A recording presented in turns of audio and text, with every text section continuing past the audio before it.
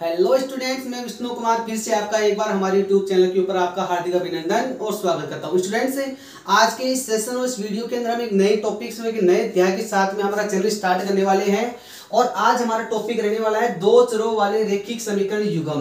तो स्टूडेंट देखिए, सबसे पहले हमें दो चरों वाले रैखिक समीकरण युग्म को स्टार्ट करने से पहले आपको ये पता होना चाहिए कि दो चरों वाले रैखिक समीकरण युग्म का व्यापक रूप क्या होता है। हमें हर एक समीकरण का व्यापक रूप हमें याद करके रखना है।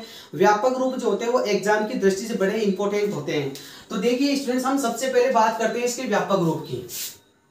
व्यापक रूप, दो चरों वाले समीकरण का व्यापक रूप कुछ इस प्रकार से होता है। स्टूडेंट देखिए,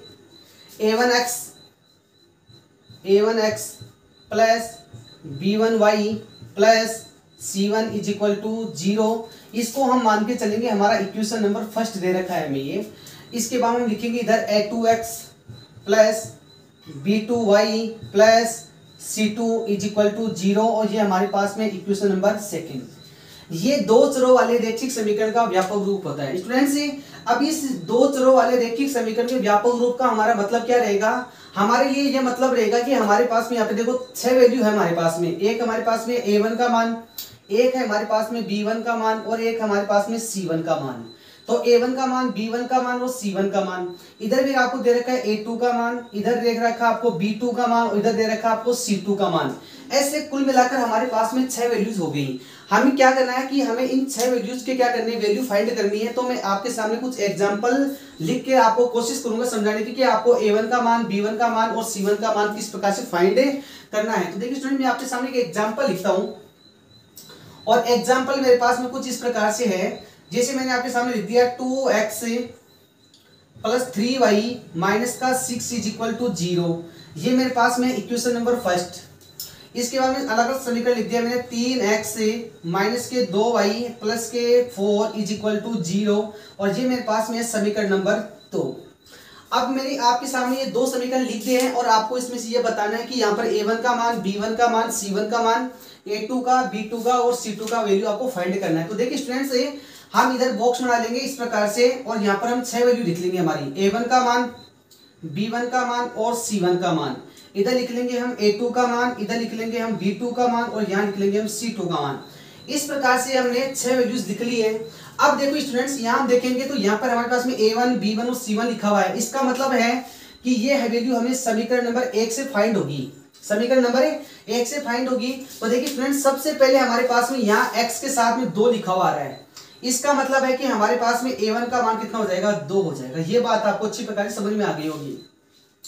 इसके बाद में हमारे पास में y के पास में लिखा हुआ है 3। y का गुणांक हमारे पास में 3 है, इसलिए हमारा b1 का मान कितना हो जाएगा, 3 हो जाएगा।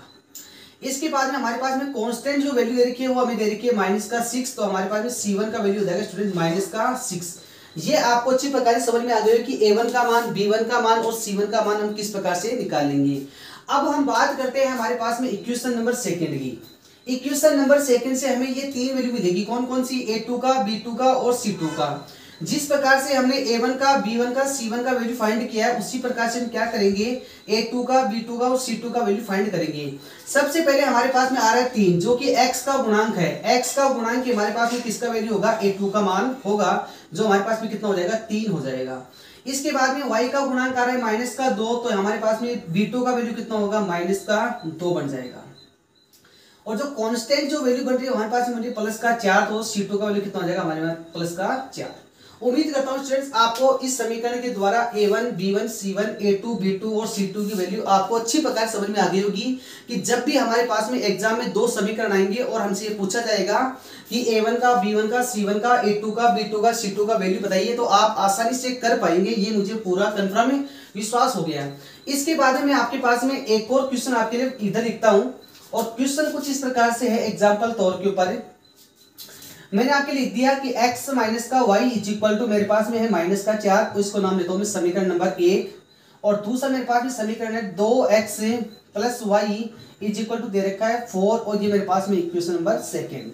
और यहाँ भी क्या करना है स्टूडेंट्स, यहाँ पर भी आपको सही वैल्यू बतानी है, और जो वैल्यू आपके सामने रहेगी वो कुछ इस प्रकार से रहेगी कि आपको बताना है a1 का मान, b1 का मान और c1 का मान।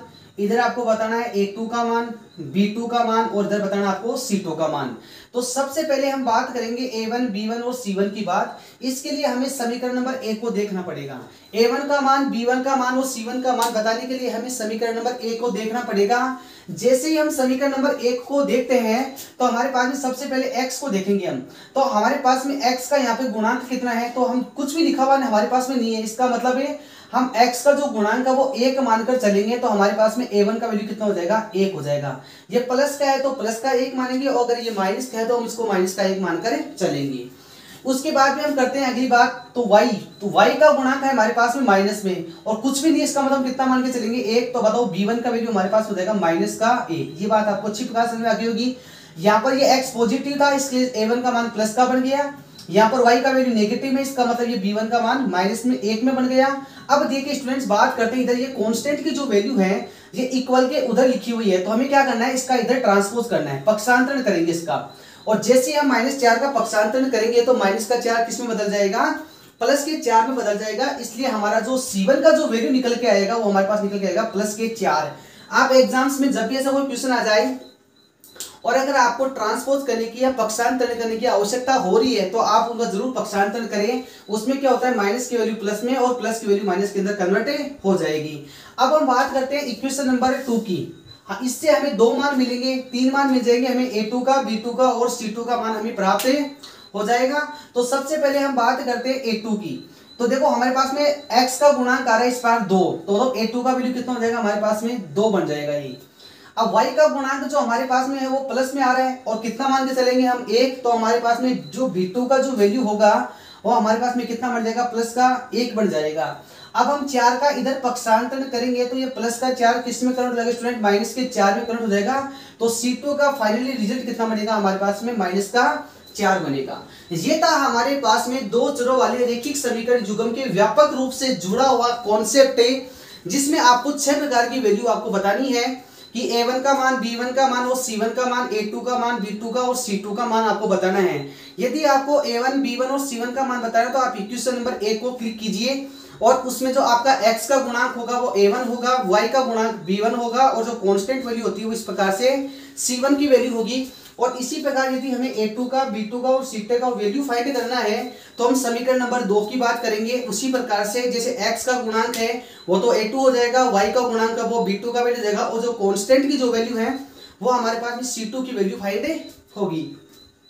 उम्मीद करता हूं स्टूडेंट्स इस 2 चरों वाले रैखिक समीकरण युग्म में मैंने आपकी इस टॉपिक की सामान्य जानकारी, इसका इंट्रोडक्शन करवाया है, इसके व्यापक रूप के मैंने ऊपर बात की है। इससे जुड़ी हुई अन्य जानकारी जो है, इससे अगला कॉन्सेप्ट हमारे पास में आएगा जो इसी के ऊपर डिपेंडेड है, व्यापक रूप पर ही डिपेंडेड है। अगर आपको इन सब की वैल्यू अगर आपको निकालनी आती है तो आप अगले कॉन्सेप्ट को बड़ी ही आसानी से समझ पाएंगे। और यदि आपको ये कॉन्सेप्ट अगर समझ में नहीं आया है तो आप अगले क्वेश्चन में जितने भी मैं कराऊंगा वो आप नहीं कर पाएंगे। तो आप इसलिए इनको वीडियो को बार बार अगर जरूर देख करें, ये 6 की जो वैल्यू मैंने आपको फाइंड करवाई है आप इनको जरूर सीखें, ताकि आपका हर क्वेश्चन एकदम सही हो। और उम्मीद करता हूँ कि मेरे द्वारा किया गया ये कॉन्सेप्ट आपको बड़ी प्रकार से समझ में आ गया होगा। थैंक यू एंड धन्यवाद।